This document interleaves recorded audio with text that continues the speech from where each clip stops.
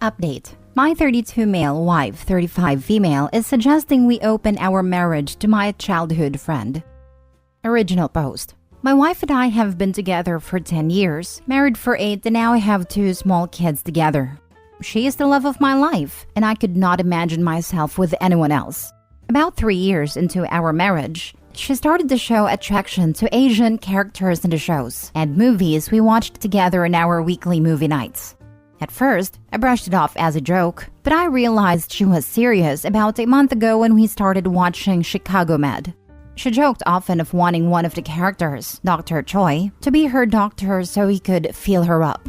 I laughed along until she insisted we stop watching when Dr. Choi got into a relationship with another doctor. Thinking about it now, throughout our entire relationship, Asian men caught her attention. For the past few years, she's been obsessed with popular K-pop members, joking how she would rather be with Eric Moon and Jimin, even going as far to say that she's disappointed she got stuck with a white man and that our babies aren't as cute.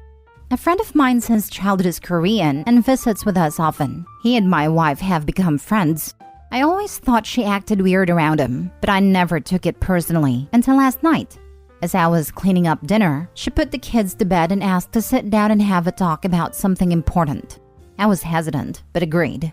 She started it by saying that she didn't feel like our intimate life was as fulfilling as it used to be.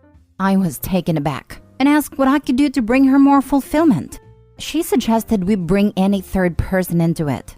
I instantly knew she had someone in mind despite her denying it. And after an hour of talking in circles, she revealed she had been having several thoughts and urges regarding my childhood friend, and she suggested I watch. I was stunned and told her I didn't want to discuss this anymore and slept in the living room. She took the kids to school this morning and went to help her sister pack as she is moving soon. We haven't spoken since last night, and I don't know what to do. I'm sat in my car outside my office writing this. I don't want to go home and see her knowing what she's thinking about. I think I want the divorce as she's clearly no longer the woman I fell in love with, and I suspect she has already acted upon her urges with him. Is that too big of a jump over a simple fantasy? Now for the top advice before reading the update. Don't fall for this crap. She wants to sleep with your friend, and she is using your lack of fulfilling life as an excuse to get what she wants without guilt. Do not fall for it. In my opinion, there is no coming back from this. In therapy, she will either deny or just say it is not working, may even eventually cheat on you. Doesn't a friend have to agree? We seem to ignore the fact that a friend would be totally against this and assume he will just say yes just because she wants it. The good friend should just shut her down and make her realize her foolishness. Unfortunately, if he shuts her down, she will have yellow fever until she gets what she wants. Based on her past comments, I believe divorce is OP's only option. I personally wouldn't say divorce is an extreme here. For real, especially because it looks like OP's wife is fetishizing Asians. Yeah, his wife seems so weird and creepy, especially with her comments being disappointed marrying a white man, since their babies won't be as cute as mixed Asian babies. So gross. Sorry, OP. She apparently can't imagine herself with someone else. You are no longer compatible. She has already picked out an affair partner, and you can watch. I suggest you start getting your financial affairs in order. Her crack about not having desirable-looking children with you is a massive insult. Be present and think about your own happiness too. You can watch. How incredibly disturbing, man. Brutal. It's like, well, damn, I definitely have a picture in my head now, huh? And her hating on her kids' look for not being the race she wants? Brutal.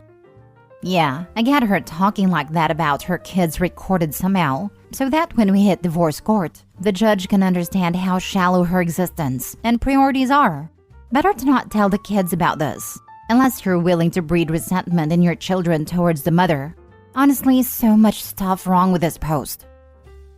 And now for the update.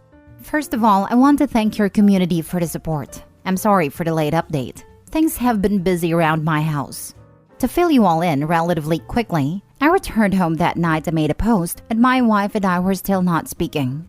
I waited until she was putting the kids to bed to make a call to my friend.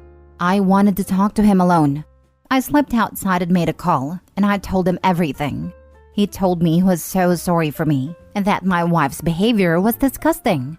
He then confessed to me that a few years into my wife and I's marriage, she, drunk, made a move on him at a mutual friend's party.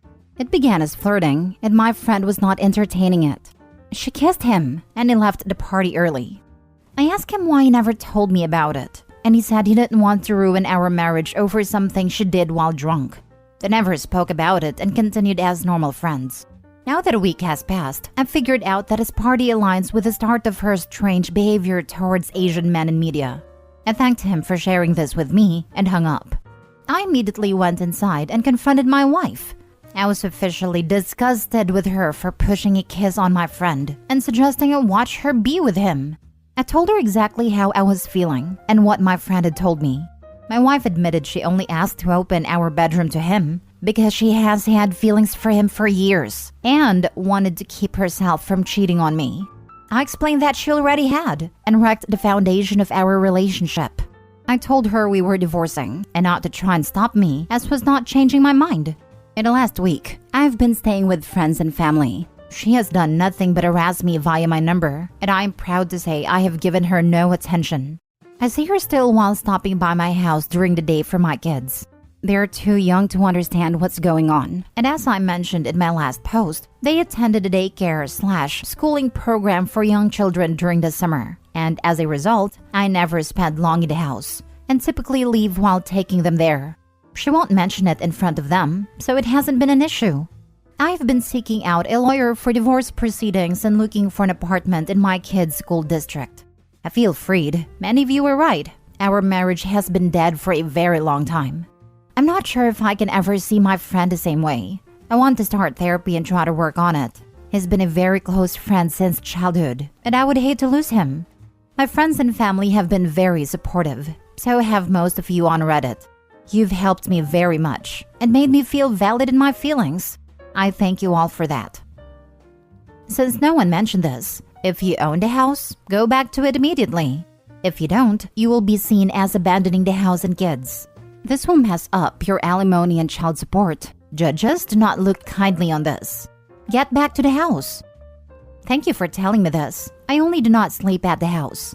I'll go while my kids are there and leave while they're gone and spend the nights away. The home is owned by my wife's parents, so she's not leaving. I am there every day. Their daycare/schooling program has those who drop off their children sign them in with both the child's name and yours. This is proof I have been seeing my kids for the last week and driving them there. I have this and many photos of my children from this last week. This situation is extremely temporary, as I now have a move-in date for an apartment nearby. Does this all work well for me? I really doubt she will fight me in custody at all. In the brief conversations we have had that she brought up our kids and what to do, we seem to agree 50-50 is the correct thing. Don't ask Reddit. Just do what your lawyer advises. Last story. Updates about my 24 female boyfriend's 25 male, creepy best friend 24 male. Original post.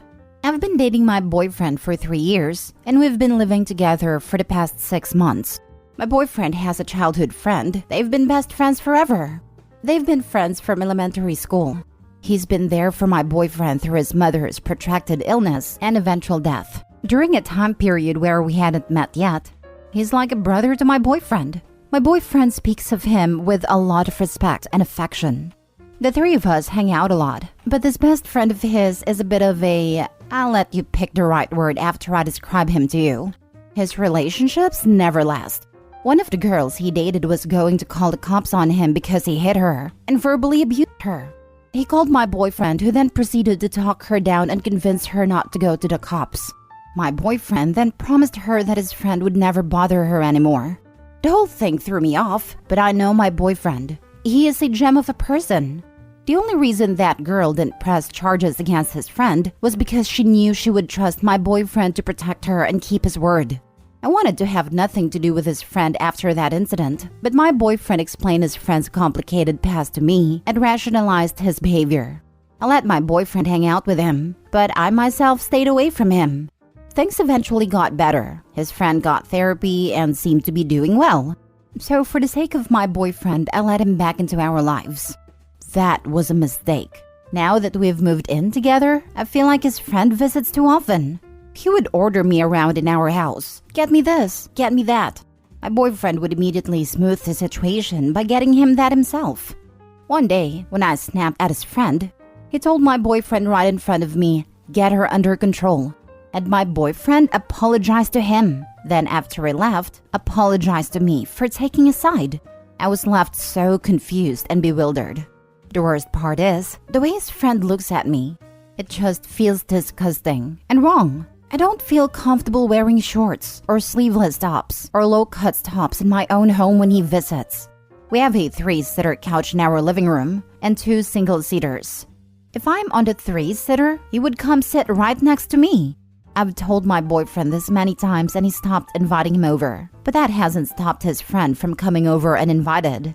Yesterday, he showed up when my boyfriend wasn't home and refused to leave before talking to my boyfriend first. I was forced to wait with him for my boyfriend to return. Then he steered the conversation towards our private life, asking and talking about how all the girls were always throwing themselves at my boyfriend, how he never understood why, and he wanted me to explain what I liked about my boyfriend that much. I didn't even reply to that question, and he continued to pester me about it. Is it his junk? I got up and walked out, leaving him to wait alone, even though I wasn't comfortable leaving him alone in our home. My boyfriend is unwilling to cut him off completely, despite me begging him to do so 1,000,000 times. I even threatened to break up with him. He just broke down. He promised he'll have a talk to his friend and set him in line. But he said he can't cut him off because he was there for him when no one was. That he owed him. I love my boyfriend. He's the best person I've ever met in my life. He's a total saint, but I've had enough. I am thinking of leaving him if he continues to be in contact with his friend. But I cannot bring myself to leave, especially because we've never had any significant relationship troubles of our own making. I couldn't ask for a better man to be a father of my children, except this inability to cut off a rotting arm, in this case, his best friend. He's just not someone who gives up on people. I'm at a crossroads here. I need advice from people who have been in a similar situation. Your boyfriend is enabling his friend.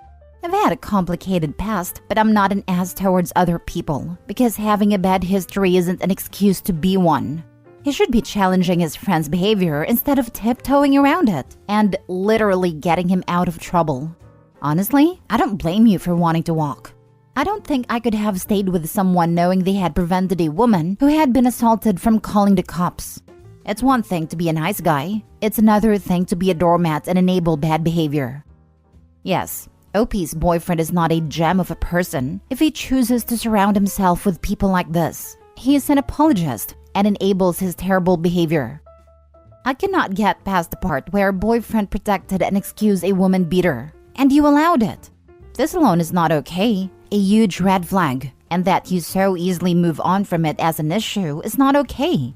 You need to really consider what you think is acceptable or not. My boyfriend is loyal to a fault. He tried many times to get his friend therapy and the help he needed. He told me that his friend had literally held his hand through his mother's time in palliative care. They just have too much history together that I can never compete with or begin to understand. My boyfriend did promise me that he won't protect his friend a second time. My boyfriend has never been abusive towards me. He would cut off his arm before he hurt a hair on my head. So if his friend gets mad and strikes you, what are you expecting your boyfriend to do? Same question, but instead of strikes, substitute violates. Those creepy questions after getting OP alone about their intimate life are this guy's idea of foreplay, and he will convince the boyfriend that it was somehow her fault. Now for the update. I posted over a week ago about my situation on here. You were all kind enough to take the time to give me some real advice. I thought if my boyfriend could see it too, maybe it would serve as a wake-up call. So I threw caution into the air and showed him my Reddit post. He spent a long time reading the replies, in silence, then went off on me for sharing private details about our life on the internet. He scolded me for making him look like an abuse enabler and accused me of not knowing the details of what happened. We got into a huge fight about it, and I walked out on him and temporarily moved in with a cousin. Then today I got a call from one of his coworkers asking why he had a busted lip and a swollen face. So I called him and asked to meet him. He said he got into a fight with his friend over me. I asked him to press charges, and he refused. He said they're not on talking terms anymore and that it didn't matter.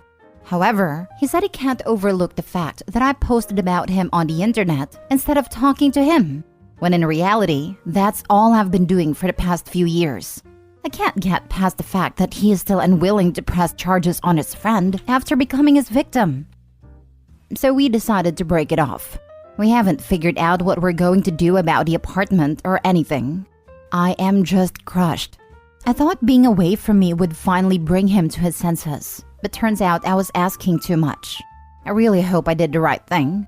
No idea how I am going to deal with losing him, and I can't help but feel like none of this would have happened if only I hadn't posted about him.